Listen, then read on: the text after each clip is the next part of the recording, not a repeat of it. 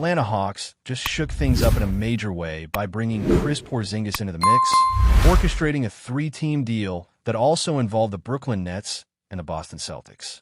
Boston's role was pretty much transactional. They needed to trim down their salary to get under the second apron, so they walked away with a second-round pick and George Niang. But what really matters here is Atlanta's bold play. Landing Porzingis makes a lot of sense for the Hawks.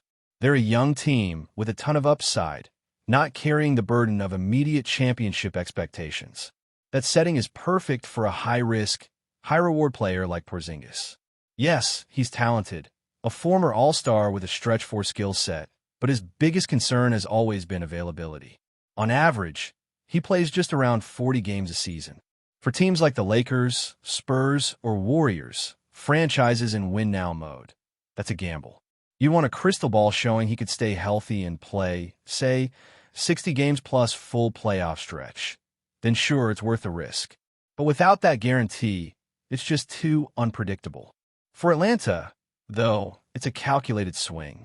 They're in a position where even if Porzingis can't stay on the court, the downside is softened. The core of the team is mostly still under 25 years old, and they have a long runway ahead. If it clicks, they get a dynamic big who can stretch the floor, protect the rim, and add playoff-level talent. If not, they can pivot and stick with the young pieces they already trust. What makes the Porzingis move intriguing is how it affects Onyeka Okongwu. Okongwu was emerging as a key piece. He's just 24, averaging last season around 13 points, 9 rebounds, and showing real two-way promise. He played 74 games, started 40 of them, and posted efficient shooting numbers.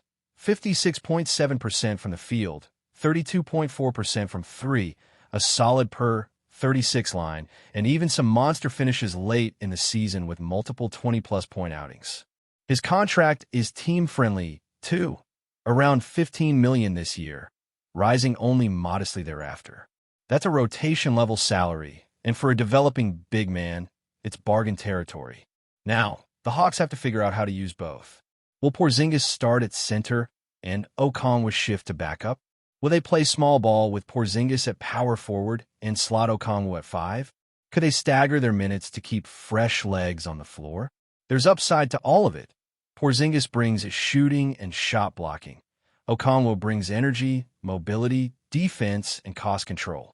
But managing minutes, roles, and egos is never easy. Atlanta does expect Clint Capella to depart, so Okongwu might be their interim starter anyway. But with Porzingis in the fold, Cap at the 5 could go through pressure shifts. If you're Atlanta, do you trade Okongwu before the season, or hold on to him and see if dual frontcourt lineups can work? His contract is relatively small, so you might just ride it out for now at least. If a team like the Lakers comes calling again with a package like the one they dangled at the trade deadline, a first-round pick, a pick swap, plus role players like Gabe Vincent or Dalton Cabral, Atlanta would have some tough decisions to make. From the Lakers' view, Okongwu could be their prize. He's young, athletic, rim-running, shot-blocking, and relatively cheap. Sure, he's still growing as an offensive player, but his 24-year-old potential lines up well with LeBron's timeline.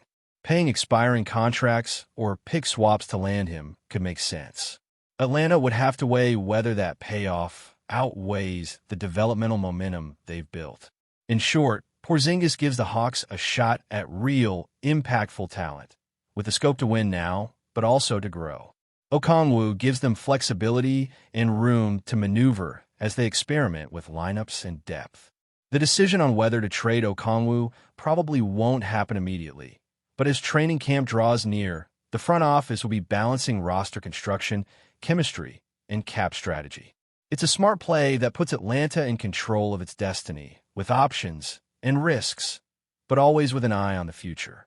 Now, let's talk about what this all means not just for Atlanta, but for teams like the Lakers, because the ripple effects are real. If Onyeka Okongwu does become available, the Lakers are one of the prime teams to make a move. They already tried once. At the last trade deadline, they offered a similar package for 3 young centers: Mark Williams, Jalen Duren, and Okongwu. Charlotte was the one that bid on the deal for Williams, but the interest from Los Angeles in Okongwu was genuine and strong.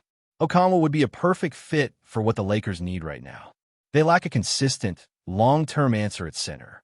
Anthony Davis, despite being elite, needs help in the paint, someone who can soak up minutes, defend the rim, run the floor, and keep him fresh for the postseason. Okongwu checks a lot of those boxes. He's not 7 feet tall, but he plays big. He's 6'10", weighs 240 pounds, and knows how to use his frame. More importantly, he's shown flashes of growth. His scoring has gone up, he started hitting threes in limited volume, and his rebounding has stayed solid.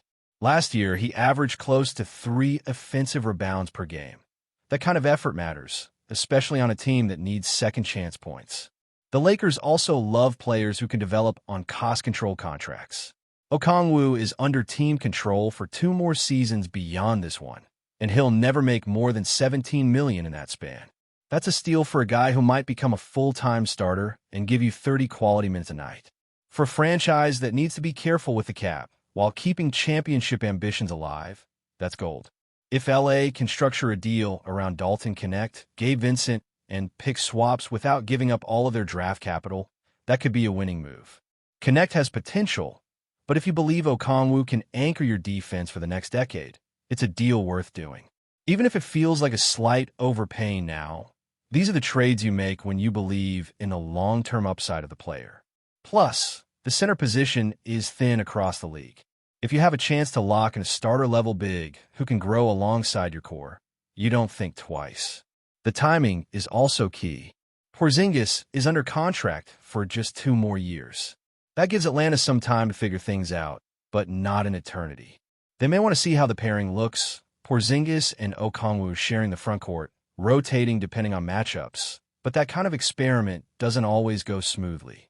If the chemistry doesn't work, or if Okongwu's minutes take a hit, they might decide it's better to get value for him while his stock is still high. That's where teams like the Lakers, the Mavericks, or even the Thunder could swoop in with real offers. So keep an eye on Atlanta, not just for what they've done, but for what they might do next.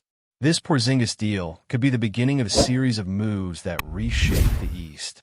And for teams like the Lakers, that ripple might bring opportunity or at least a new player on the radar. Before we continue, we ask that you leave a like and subscribe to the channel so you won't miss any exclusive Lakers updates.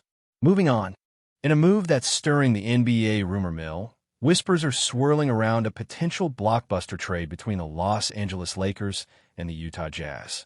The buzz suggests the Lakers could be sending Rui Hachimura to Utah in exchange for LAURI Markkanen. While nothing is confirmed yet, insiders hint this deal might be closer to happening than fans realize, igniting speculation about how it could reshape both teams. The Lakers, a franchise constantly searching for the right mix of talent to return to championship glory, seem intrigued by the idea of bringing in Markkanen. Known for his versatile scoring and solid rebounding, LAURI's skill set could add a new dynamic to Los Angeles' frontcourt. His ability to stretch the floor with his shooting and provide consistent offense might be exactly what the Lakers need to complement their star-studded roster. On the other hand, Rui Hachimura, a promising forward with athleticism and defensive potential, has been making waves for the Jazz. His youthful energy and physicality fit well with Utah's style, and adding him could give the Jazz fresh options as they look to build a team that can compete deep into the playoffs. The trade talks raise plenty of questions. Would the Lakers be willing to part with Hachimura, who has shown flashes of brilliance and is seen as part of their future core? Conversely, how would Markkanen fit into Utah's rotation alongside their established stars? Fans and analysts alike are weighing the pros and cons, debating whether this swap will be a win-win or if one team might come out ahead. The timing of this rumored trade also adds to the intrigue.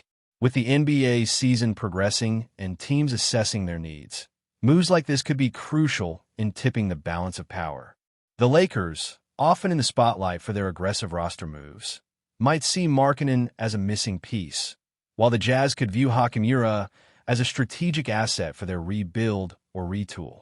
As with any big trade rumor, the details remain sketchy, and the final decision could hinge on a host of factors, from salary cap considerations to how each team envisions their path forward. But one thing's for sure, If this deal materializes, it would be a headline-grabbing shakeup with ripple effects across the league. For now, fans should keep their ears open and eyes peeled. The Lakers and Jazz might be on the verge of making a significant splash, and the basketball world is waiting to see if this tantalizing trade will go from rumor to reality. Stay informed exclusively about Los Angeles Lakers news. Subscribe to our channel and hit the like button to keep receiving daily updates. Also, share your opinion on the news in the comments, as your contribution is crucial for the Lakers. Stay tuned for the next video.